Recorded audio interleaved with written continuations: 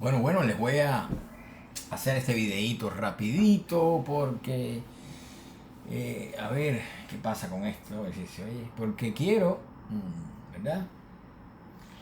Quiero que ustedes,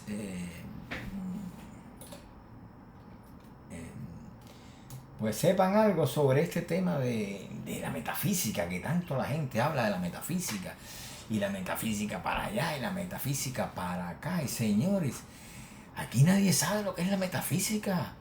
Son montones de gente opinando y opinando y opinando. Y les voy a decir la verdadera historia de este asunto. ¿Qué cosa es la metafísica? Porque miren, desde el principio esto está lleno de incomprensión, de falsedades y de todo. Eso lo pueden encontrar entre los mismos filósofos, entre los divulgadores de la filosofía, etcétera, etcétera, etcétera, ¿verdad? Pero usted tiene que saber realmente de qué se trata esto. Miren, vamos a empezar por aquí. El, el- el- la ilusión viene, supuestamente, de que cuando Aristóteles muere, Andrónico de Roda, que es el que compila los escritos de Aristóteles, pues empezó a clasificarlos, aunque clasificó escritos de todo tipo. Aristóteles había escrito de cuánta cosa había en el mundo. Y entonces cuando llega a los escritos de física, él termina de clasificar los escritos de física de Aristóteles, ¿verdad? Y entonces, pues se encuentra con unos, él se encuentra con unos, no es cuando termina, sino que él ya había clasificado los escritos de física, él se encuentra con uno, entre otros tantos, ¿no? Y se encuentra con unos escritos que él decía, bueno, ¿esto de qué cosa, de qué va esto, no? ¿De qué va esto? Eran escritos sobre la causa primera, qué sé yo, y él decía, ¿por esto de qué cosa es esto? Él no sabía dónde los iba a poner, y entonces decidió que esas reflexiones aristotélicas acerca de una causa primera y demás, pues él la situó detrás de los escritos de física de Aristóteles. Y bueno, lo voy a poner aquí detrás de estos escritos. Estos son los que vienen después de los escritos de física. Pero decir eso en griego, después de la física, decir eso en griego es usar la palabra metafísica. Porque metafísica lo que quiere decir es exactamente después de la física. Lo que viene después de la física. Y entonces esto era un criterio absolutamente taxonómico de un tipo que estaba clasificando escritos y digo, debo ponerlo aquí, y le puso, bueno, estos ya no son de física, estos son escritos de metafísica porque no tengo un nombre para esto. Entonces de ahí la gente empezó a inventarse la historia de que la metafísica era eran los escritos de Aristóteles acerca de la sustancia. Porque esa causa primera la identificaron con la sustancia. Error garrafal, porque la palabra que utiliza Aristóteles es ousia en griego. Y ousia no quiere decir sustancia, pero bueno, ahí también cometieron otro error, metieron otra cañona, y entonces el cuento terminó en que la metafísica, como el estudio de la causa primera, era el estudio o la investigación filosófica acerca de la sustancia.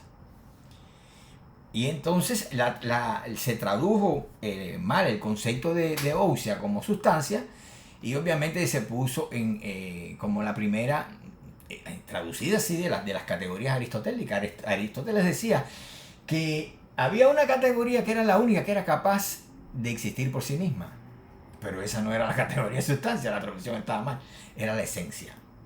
Vamos para atrás ahora, ya que saben esto.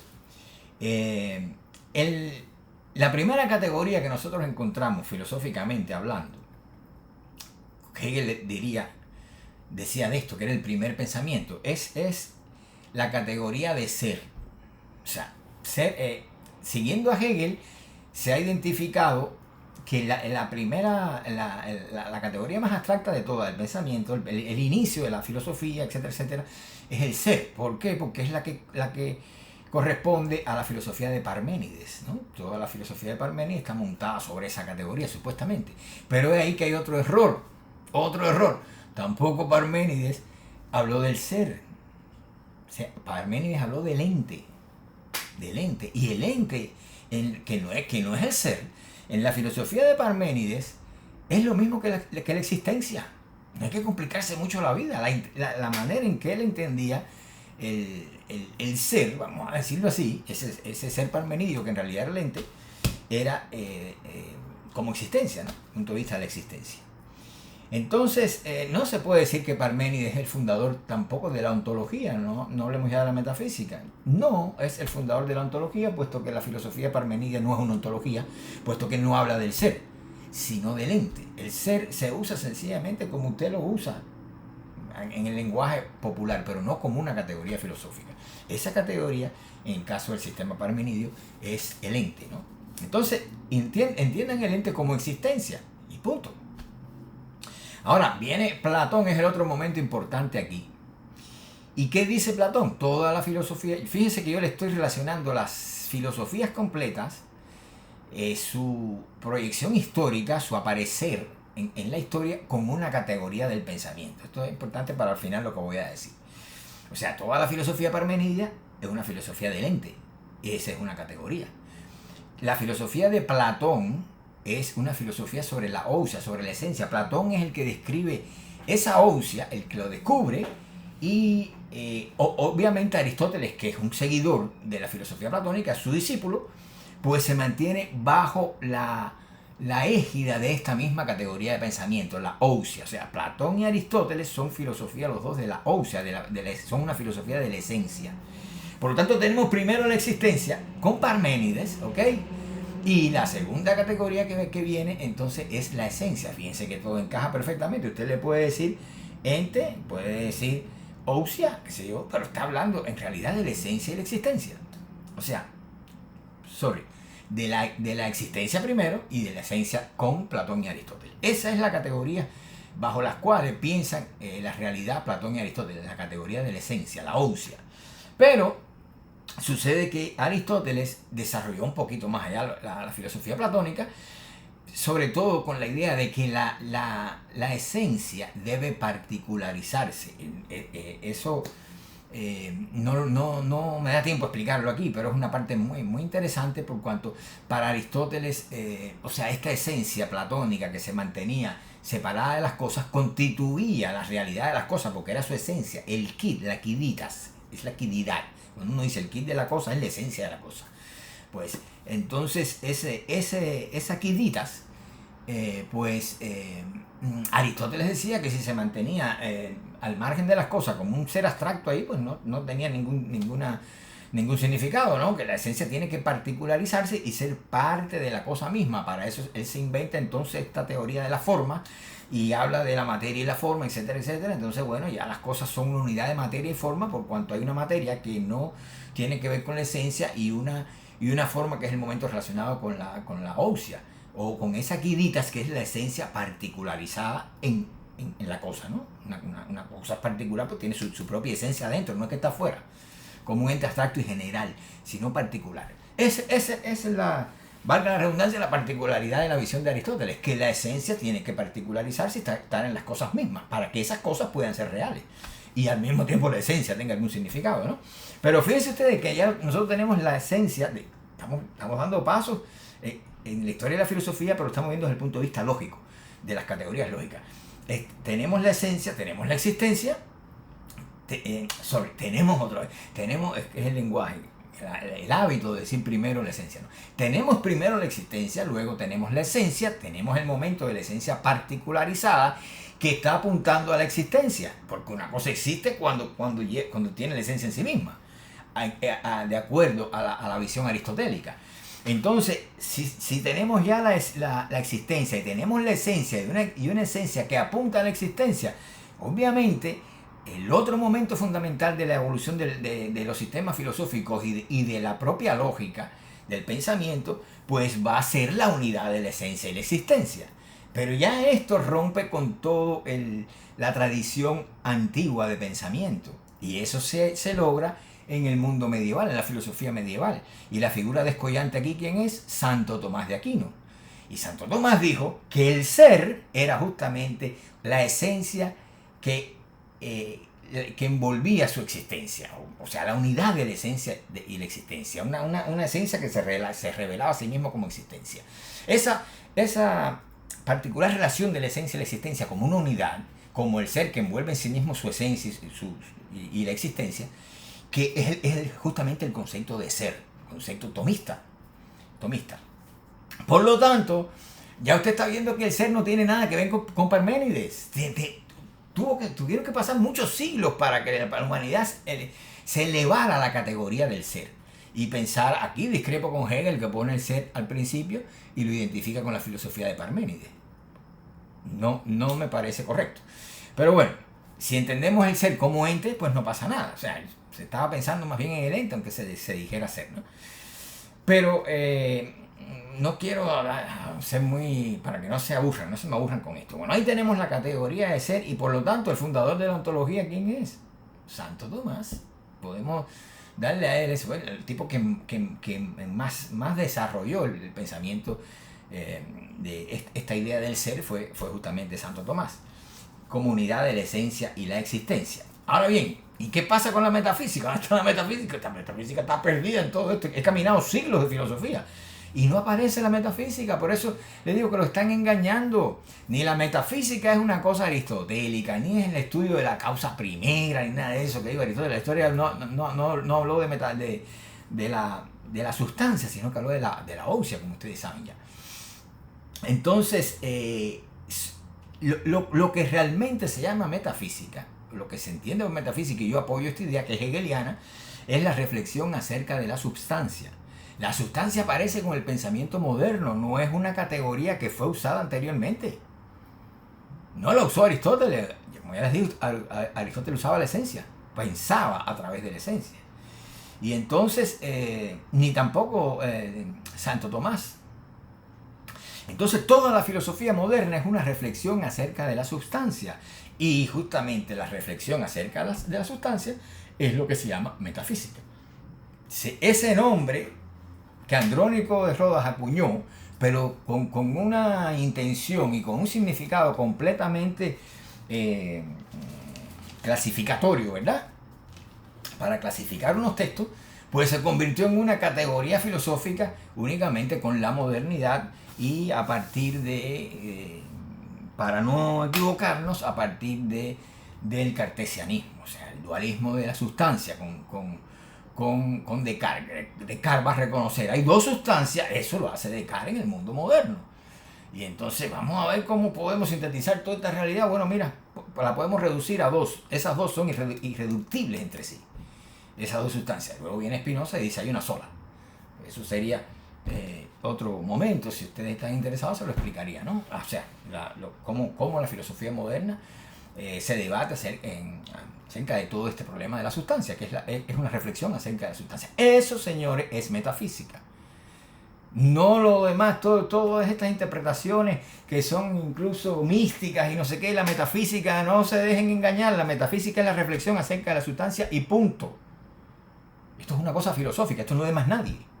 Ahora bien, tienen que saber qué diablos es la sustancia, pero ya eso sería otro vídeo si ustedes me lo piden, o sea, explicarles qué cosa es la sustancia, porque la reflexión sobre la sustancia, exclusivamente sobre ella, es lo que se llama metafísica en filosofía. El que no sabe esto, pues sencillamente anda dando vueltas alrededor, orbitando alrededor de la filosofía, pero filósofo no es, ¿verdad? Entonces, ahí se los dejo por ahora, pero vamos a ver las consecuencias. Los equívocos con esta palabra, bueno, una viene de esta intención clasificatoria de Andrónico, ¿verdad? Metafísica, como después de los escritos de física, que no una reflexión filosófica con base a una categoría determinada, etc. Y otro equívoco está relacionado con esta interpretación que le da el marxismo, a este significado que deposita el marxismo en la palabra metafísica. Esto en el marxismo significa antidialéctica, o sea, todos los modos, los modos de pensamiento que no son dialécticos, el marxismo, de los clásicos, los rotuló de metafísica, o sea, la metafísica como opuesta a la dialéctica. O sea, todo lo que no es dialéctico, pues es metafísico.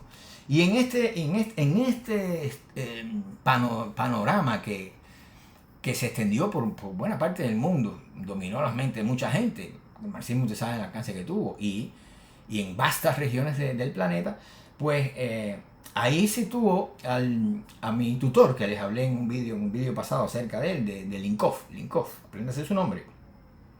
Porque Linkov va a seguir con este impulso de crítica a la metafísica, pero no desde posiciones marxistas. Linkov era hegeliano, aunque hay alumnos de él que vinieron después de mí que dicen que, bueno, que él superó a Hegel. Yo eso todavía no me atrevería a decirlo. Pero bueno, también tendría que ver las lecciones que se han publicado ya, que él dio después que ya yo no estaba en Rusia, ni mucho menos. Y entonces tengo que cubrir esa laguna para estar seguro. Pero hasta donde yo lo conocí, Linkov se mantenía dentro del ámbito hegeliano todavía. Entonces, claro, era un monstruo, pero un monstruo que todavía, que la influencia de Hegel era muy grande en él, ¿no? Y entonces, él, por ejemplo, niega la metafísica religiosa, la metafísica positivista. O sea, Linkov ataca la metafísica. Yo no ataco la metafísica. La metafísica es una forma histórica de la filosofía y tiene su derecho, está ahí. Estas cosas no le gustaban mucho. Cuando las formas históricas tienen que ser superadas lógicamente. Cuando yo digo, por ejemplo, que la filosofía no es nada distinto a su historia, como dije en el vídeo pasado, no quiere decir que la filosofía se diluya o se reduzca a la historia de la filosofía, es decir, a la sucesión cronológica de los sistemas filosóficos. No, porque el historiador de la filosofía, ese tampoco es filósofo. Para ser filósofo usted tiene que haber sintetizado lógicamente todo el proceso, la historia de la filosofía anterior, todos esos sistemas, como ya había dicho en el vídeo anterior. Y esa expresión, esa condensación de toda esa historia, que en términos de Linkov podría decirse como esa superación de las formas históricas de la filosofía, esa superación lógica, eso sería la filosofía, que es lo que trata de hacer Linkov, obviamente. Y bueno, y yo estoy absolutamente de acuerdo con eso, porque pienso que es exactamente eso, ¿no? No quiere decir que sea la historia de la filosofía per se, ¿verdad? La historia de la filosofía es el material que usted tiene que digerir para poder crear sus propios sistemas, porque sin esa historia usted no es nada. Está trabajando, es como arar en el mar. Por eso le digo que no es nada distinto a la historia, en el sentido de que usted no puede decir ahora la filosofía de la raza, filosofía de género. ¿Qué cosa es eso? ¿Saben lo que hacen? Bueno, se van a ver qué dijo Aristóteles de la raza, y si no lo dijo se lo inventan. Vamos ahora, ¿quién vino después de Aristóteles? Después de Aristóteles vino fulano. Vamos a ver qué dijo fulano de la raza o del género. Mira, tiene 2 palabras en todo su sistema. ¿Cuántos tomos escribió el tipo? 7 tomos. Pero en el tomo 5 él dijo algo acerca del género. Entonces, la opinión. Entonces van tejiendo, sacando con pinza de la historia de la filosofía lo que han podido decir algunos filósofos sobre el tema del género, de la raza. Entonces unen todo eso y ya se legitiman como filósofos a sí mismos y le venden a la gente que existe una filosofía de la raza, una filosofía de género. No, señores, eso es falso, es deshonesto, es mentiroso y muy mediocre. No existe la filosofía de género, no existe la filosofía de la raza, todo eso es mentira. Eso es una gran mentira, eso no existe. Usted hable de la raza, hable de género, lo que le dé la gana, pero no quiera ahora escudarse en la filosofía para darle legitimidad a la sarta de disparate que usted está inventando. Esa es la realidad. Entonces, por eso le decía que lo que se llamaría en ruso, digamos que la superación lógica de todas las formas históricas de la filosofía. Eso es la filosofía, no es la historia per se, claro, no es la historia como dato, como recopilación de qué dijo fulano y qué dijo mengano, no, ese es el primer paso, ese es solo el primer paso, pero hay que crear su sistema filosófico propio, ¿verdad? Entonces, conclusión, no se deje engañar con la metafísica, el que leía metafísica, metafísica para aquí, metafísica para allá, todo el mundo usando la palabra y dándole las interpretaciones que tiene y metiéndole mística o metiéndole cosas de filosofía relacionándola sobre todo con el ser. La metafísica como estudio del ser. ¡Disparate! Nada de eso. O con la ontología, que es lo mismo que el estudio del ser. Nada de eso es cierto. La metafísica es, como dice Hegel, la reflexión acerca de la sustancia. Y eso es un problema estrictamente moderno, que empieza con Descartes y termina precisamente con Hegel, que lleva esa consideración de la sustancia al punto de vista de lo que él llamó la sustancia sujeto de la autoconciencia. Eso, si quieren saber qué cosa es la sustancia sujeto, que es el momento más elaborado dentro de la propia teoría de la sustancia, por eso digo, eso es metafísica y no se puede contraponer a la dialéctica, porque Hegel es el dialéctico más grande que ha dado la historia. No dialéctico, más que dialéctico. ¿Saben por qué? Porque a diferencia del marxismo, para Hegel la dialéctica era un momento de lo lógico. Lo más grande que hay es lo lógico, el movimiento de lo lógico mismo. Y el momento dialéctico es el momento negativo dentro de las tres fases que atraviesa lo lógico. Entonces el marxismo cogió eso y lo absolutizó. Un momento nada más de todo el movimiento del método hegeliano, que es más que dialéctico. Lo dialéctico es un momento a rebasar, a superar del método lógico de Hegel. Un segundo momento que debe ser rebasado. En un tercero, que es el movimiento, lo que él le llama razumny en ruso, no sé cómo traducirlo, positivamente racional. El momento positivamente racional del método lógico hegeliano, de la lógica hegeliana. ¿Qué les parece? Si no entendieron algo, me lo ponen ahí abajo para explicárselo en otro vídeo. Nos vemos y que pasen una buena noche los que estén en este uso horario. Los demás, que pasen su día, su mañana, su tarde, noche, lo que sea. Nos vemos. Denme like, por favor. Y ¿qué más? Bueno, compartan el vídeo y suscríbanse. Tocando la fotito ahí abajo, le va a salir el cartelito. Suscribirse, lo pinchan y punto. No hay que hacer nada más. Nos vemos.